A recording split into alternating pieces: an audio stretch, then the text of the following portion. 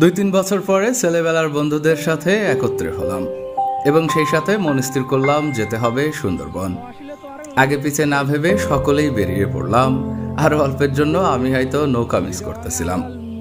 অবশ্য নৌকায় উঠেই মন ভালো হয়ে গেল বন্ধু পুলিশ আকরামের খোলা জায়গায় ইয়ে করার গল্প শুনে।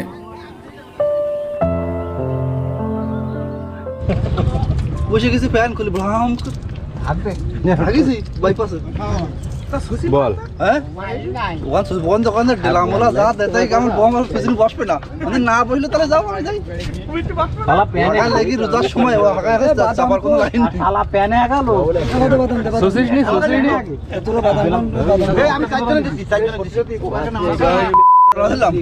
এই ছেলেটা পাকিস্তানের পেশোয়ার থেকে বাংলাদেশি কোনো একটা মেয়ের প্রেমে পড়ে, যে মেয়েটার বাড়ি হলো সাতক্ষীরায়। তো ও বাংলাদেশের ভিসা পায়নি, সেই কারণে ও ভারতের সাথে বর্ডার টপকায় ভারতে ঢোকে এবং গত কয়েক মাস ধরে সে ভারতে থাকার মধ্যে দিয়ে পরবর্তীতে সে বাংলাদেশে আসে। যেহেতু সাতক্ষীরা, ও কোনোভাবে জানছে যে টাকি দিয়ে ঢুকলে, আমরা এই মুহূর্তে সুন্দরবনে আছি, তো সুন্দরবনের এই নদী দিয়ে টাকি দিয়ে বাংলাদেশে ঢোকা যায়। তো টাকি দিয়ে ঢোকার সময় কোনো একটা দুর্ঘটনা ঘটে, নৌকা ডুবে যায়। তো আমাদের সাথে দেখা হয়, আমরা অনেক বন্ধুরা আছি। বন্ধু সবাইকে একটু দেখা দাও। আমরা আজকে অনেক বন্ধু বান্ধব আছি।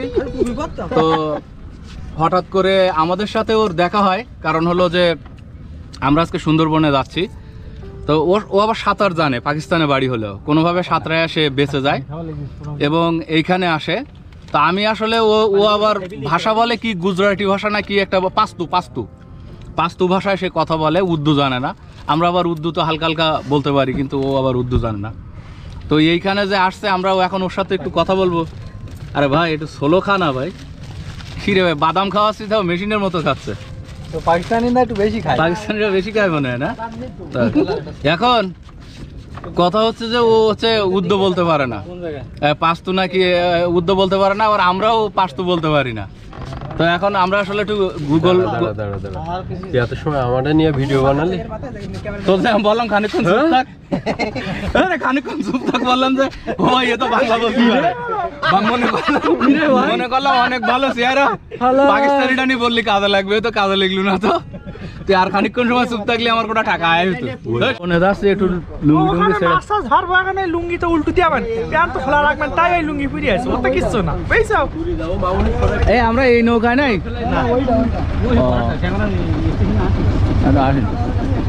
ক্যামেরাম্যান ফিরোজ কুসিরি সাইদুল ইমা ইন্ডিয়া যাও জানে বঙ্গোপসাগরে যাওয়া ইন্ডিয়া যায় না ইমা বঙ্গোপসাগরে ইন্ডিয়ার পথ চেনে আড়ামারি নিয়ে যাবেন না, কোনো সমস্যা নেই। বঙ্গোপসাগরে থাইল্যান্ডে যাবেন, থাইল্যান্ডে যাবেন, ইতালি যাওয়া যায় না, থাইল্যান্ড যাবেন। আমরা এই মুহূর্তে সুন্দরবনে আছি। আমার পিছে দেখুন যে বিশ্বের সব থেকে বড় ম্যানগ্রোভ বন সুন্দরবন, পিছে না বাম হাতে ইনফ্যাক্ট। এবং আমার বাড়ি তো সাতক্ষীরাতে, আপনারা জানেন যারা দীর্ঘদিন ধরে আমাকে ফলো করেন। তো আজকে আমরা একেবারে সুন্দরবনের ভিতরে যাব। আমরা যে ট্রলারটা ভাড়া করেছি, এইখানে সবাই আমার বন্ধু, আমার ছোটোবেলার বন্ধু, ক্লাস ফ্রেন্ড বা সবাই। তো আমরা যে ট্রলারটা ভালো করেছি, আমরা উপরে বসছি, যদিও এই ট্রলারটা ঘুরে দেখার কিছু আছে, এজ এ কাইন্ড অফ ওই যে প্রমোত্তরি বলে সেইটা আর কি। ভিতরে যদি একটু ঢুকি, দেখুন এখানে বসার জায়গা আছে, শোয়ার জায়গা আছে, খুব দারুণ। দুই পাশে দুইটা বেড, যদিও আমরা ওই বেডগুলা ব্যবহার করতেছি না।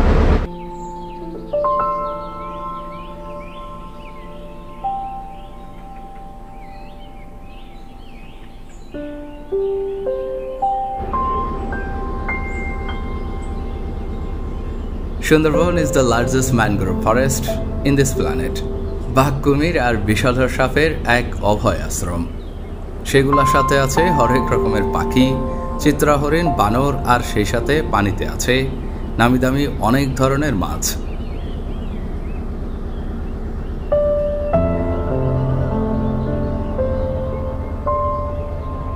একদিকে বাঘ, কুমির আর বিষধর সাপ যেমন ভয়ের কারণ, অন্যদিকে নানান পাখির কলকাকলি, চিত্রাহরিণীর সৌন্দর্য এবং লোভনীয় সব মাছের স্বাদ মিলে একটা মিক্স ফিলিংয়ের জায়গা হলো এই লার্জেস্ট ম্যানগ্রোভ ফরেস্ট সুন্দরবন।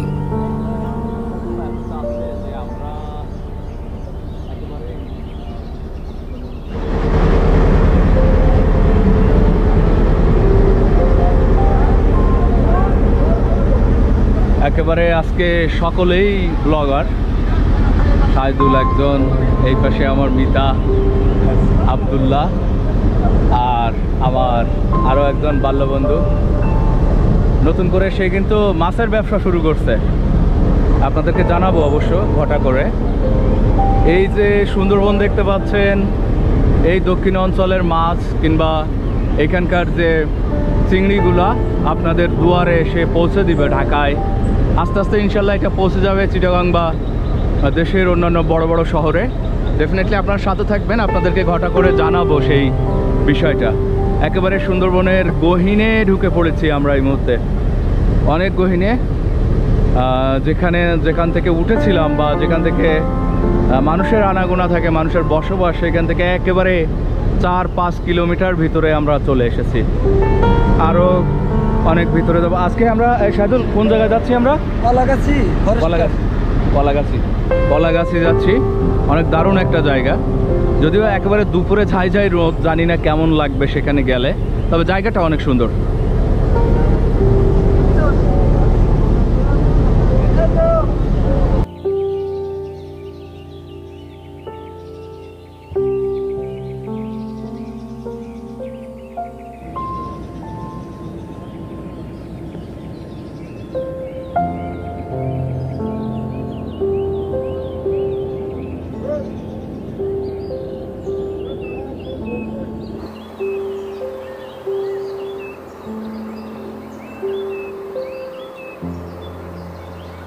আমরা একটু নাস্তা সেরে নিচ্ছি, এখন আমরা এইদিকে যাচ্ছি কলাগাছির দিকে।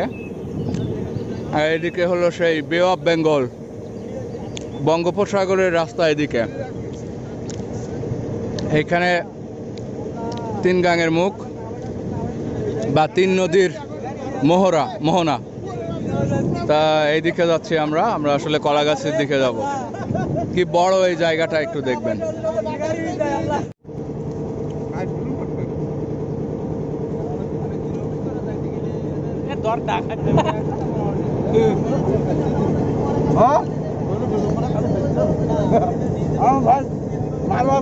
খাবো সারাদিন,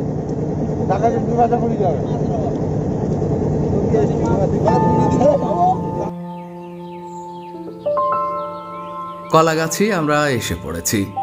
তার আগে আমাদের মুড়ি আর পাউরুটি খেয়ে নাস্তা করতে দেখেছেন আপনারা। আসলে হঠাৎ কথা বলতে বলতেই সুন্দরবন চলে আসা, তা না হলে খিচুড়ি নিয়ে এসে এই পরিবেশে বসে খেলে দারুণ লাগতো। অবশ্য তেমনভাবে প্রস্তুতি নেওয়ার সেই সময়টুকুও আমাদের ছিল না।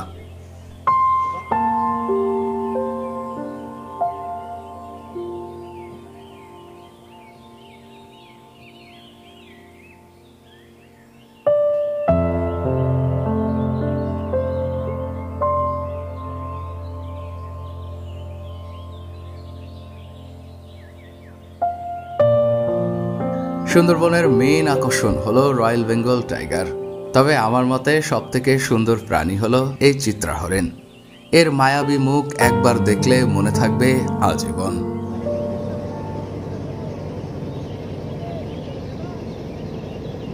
বন্ধুরা, পড়ন্ত বিকেলে আপনাদের থেকে বিদায় চাচ্ছি। ভালো থাকবেন সকলে। আসসালামু আলাইকুম।